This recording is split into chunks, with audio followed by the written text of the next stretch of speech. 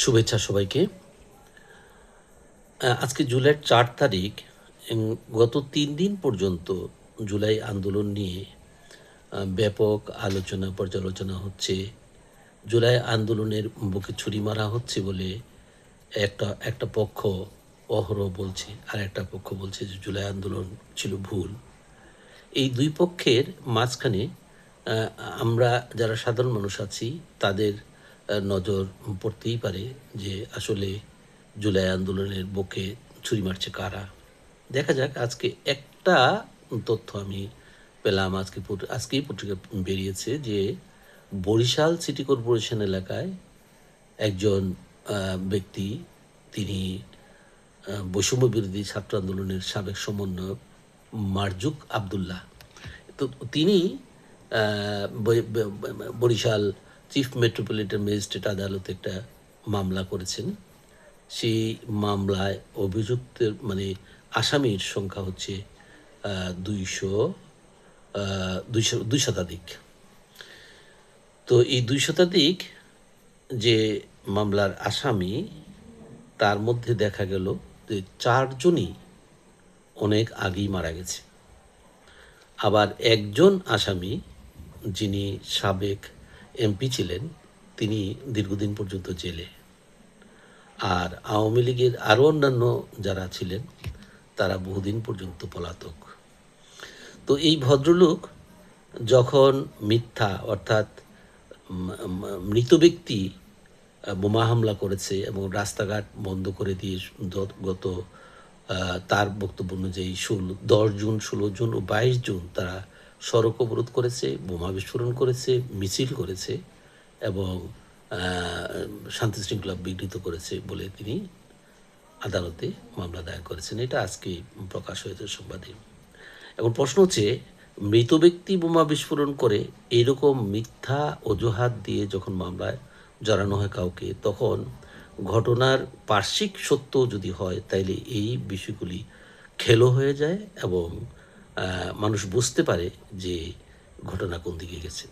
তো প্রকাশিত সংবাদ থেকে জানা যায় যে এই ভদ্রলোক এর আগেও এই ধরনের মামলা করেছেন এবং তিনি মামলায় আসামি করেছেন অনেকে, যাদের কাছ থেকে টাকা পয়সা নিয়ে, অর্থাৎ মামলা বাণিজ্য যাকে বলে আর কি, মামলা বাণিজ্য করার জন্য উনি মামলা দিয়েছেন এবং ওই এলাকায় তার নাম নাকি মামলা ব্যাপারী বা মামলা ব্যাপারী হিসাবে পরিচিত হিসাবে তিনি আছেন। ওনার প্রশ্ন হচ্ছে যে জুলাই আন্দোলনের বুকে কারা ছুরি মারছে, এরা নয় কি? আরেকটা তথ্য আমি দিই।